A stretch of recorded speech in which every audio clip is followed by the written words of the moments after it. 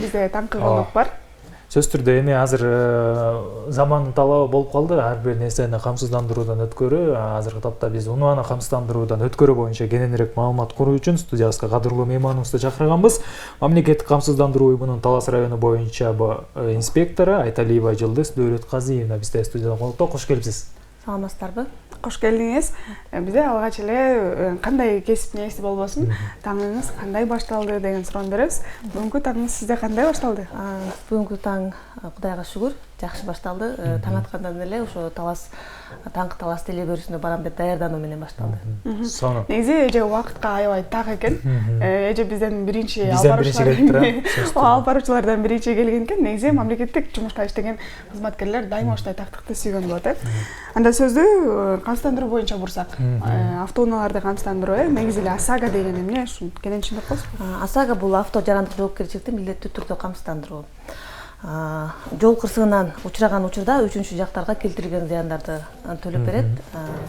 Бул ОСАГО эмне үчүн керек дей турган болсок, мисалы жолдогу коопсуздук биринчиден, экинчиден чыгымдарды коргоо жана мыйзамдын талабы. ОСАГО камсыздандыруу үчүн жарандардан кандай талап кылынат, эмне документтер керек болот?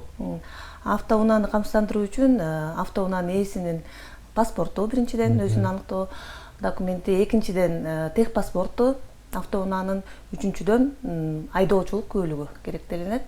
Анан кийин бул унаанын жылына, көлөмүнө жараша эсептелинип төлөнө турган нерсе да.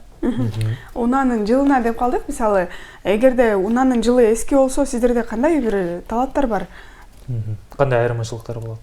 Мисалы, жаңы унааларга кымбатыраак төлөнөт, эски унааларга арзаныраак дегенде. Мисалы, базалык ставканын баштапкы базалык ставка бул 1680 сомдон өйдө кетет да.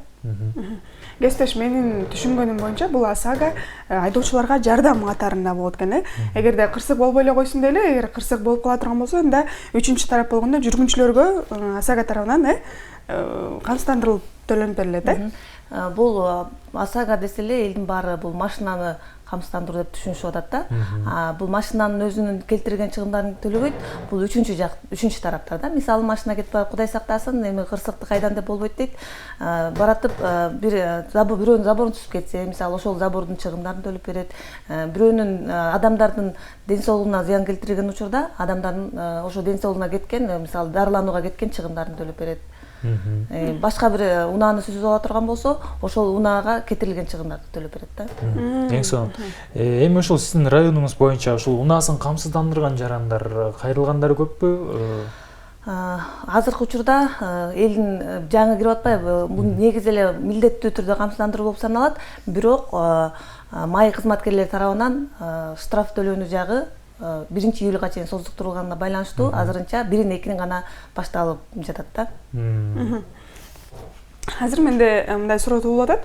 Эгерде унааны камсыздандыргандан кийин, мисалы, 1 жыл убакыт өтөбү же болбосо 2 жыл убакыт өтөбү унааны сата турган болсо, камсыздандыруу унаа менен кошо кетеби же жеке адамдын өзүндө калабы? Унаа жеке адамдын өзүндө калат. Анткени бул айдоочунун эмеси да, кандай десем, айдоочунун жоопкерчилигин камсыздандырып атабыз да. Жеке айдоочунун өзүнө гана тийиштүү болот. Өзүнө гана тийиштүү болот. Эгерде кайра башка унаа ала турган болсо, камсыздандыруу өзүндө ошол бойдон кала берет, Бирок ошол эле учурда 1-июлга чейин создуктурулду деп жогоруда белгилеп кеттиңиз.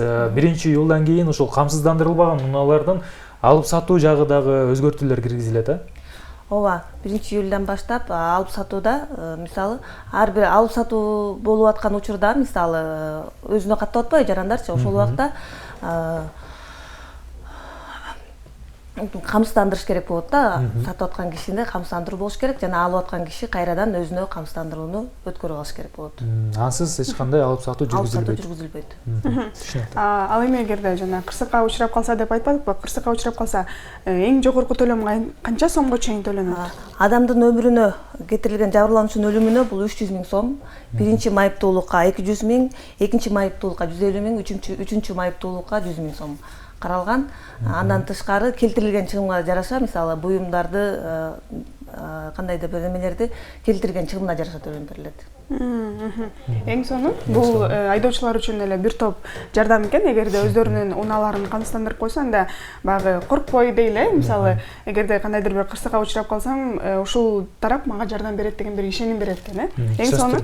Эми ушул унааларды камсыздап жатасыздар, жеке мындай өзүңүздөрдүн ишмердүүлүгүңүздөргө токтолсок, ушул унааларды камсыздандыруу, жеке эле ишмердүүлүгүңүздөрдү жүргүзүүдө силерге кандай мамлекет тарабынан мындай жеңилдик, колдоолор көрүлүп жатат учурда? Учурда атайын жол карта түзүлгөн, ошо АСАГА боюнча түшүндүрүштөрдү жүргүзүү боюнча мына жакында эле баштадык. Талас районунун май кызматкерлери менен биргеликте көчөгө чыгып унааларга түшүндүрүү иштерин жүргүзүп жатабыз. Мамлекеттин мыйзамы бар, милдеттүү түрдө камсыздандыруу деген, ошондой жакшы жардамдар көрсөтүлүп жатат учурда. Жогоруда айтып кеттиңиз, бул жаңы кирди деп. Негизи эле элдин кабыл алуусу, баягы түшүндүрүү иштеринде жүргүзгөндө эл кандай кабыл алып, кандай түшүнөт деп? Учурда кыйынчылыктар жаралууда, элдерге жаңы башталып жатканын түшүндүрүү кыйын болуп атат, бирок түшүнүп жаткандар да бар. Түшүндүрсө болот. Жакшы. Баарын бир заматта эмес, бирок этап менен, акырындык менен кылса, албетте ордуна келет деп ишенебиз.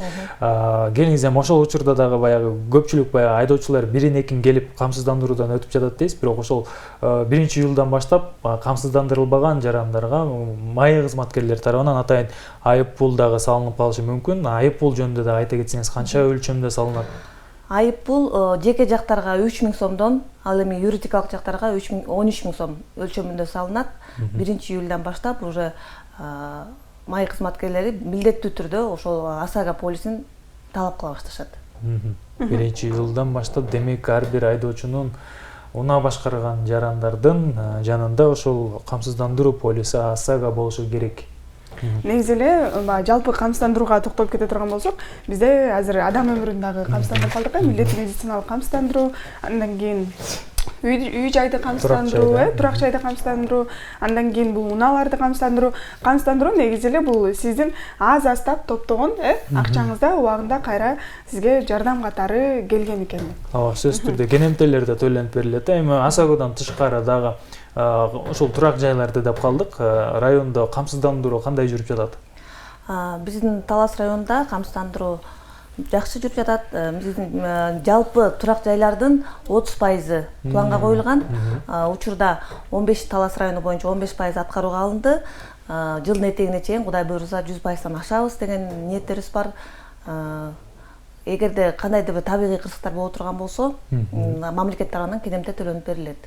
Үй жайды камсыздандырууда, мисалы жакында эле биздин Талас облусунда жер титирөө катталды. Мисалы Каракол айылында деп, Көпүрө базар айылында.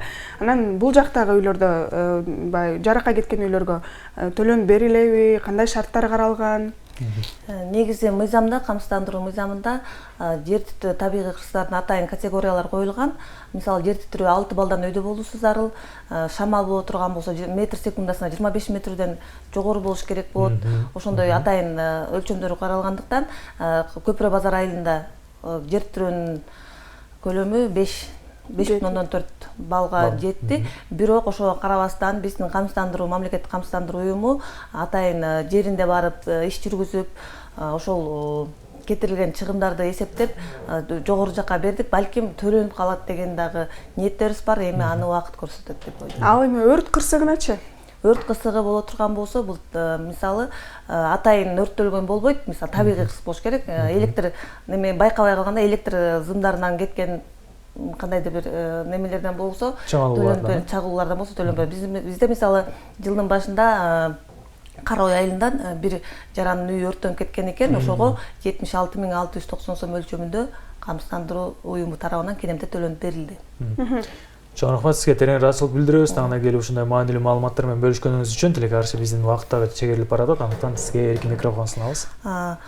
Эркин урматтуу кыргыз элим, барыңыздарды кырсыктан алыс болуңуздар деп чакырам. Жана камсыздандыруу бул учурдун талабы болгондуктан сөзсүз түрдө автоунааңыздарды, турак жайыңыздарды камсыздандырууга чакырам. Расул билдиребиз, кадырлуу замандаштар, бизге келген мейманыбыз мамлекеттик камсыздандыруу уюмунун Талас району боюнча инспектору Айталиева Жылдыз Дөөлөтказиевна болду. Ал эми биз сапарыбызды жамдуу маалыматтарга кезек берүү менен улантабыз. Ооба, бизде негизи мамлекет тарабынан бир топ эле баягы жакшы иштер, колдоолор, алгылыктуу жумуштар жасалууда. Алардын бири бул мага жакканы деп айтам, кесиптеш. Бул социалдык келишим долбоору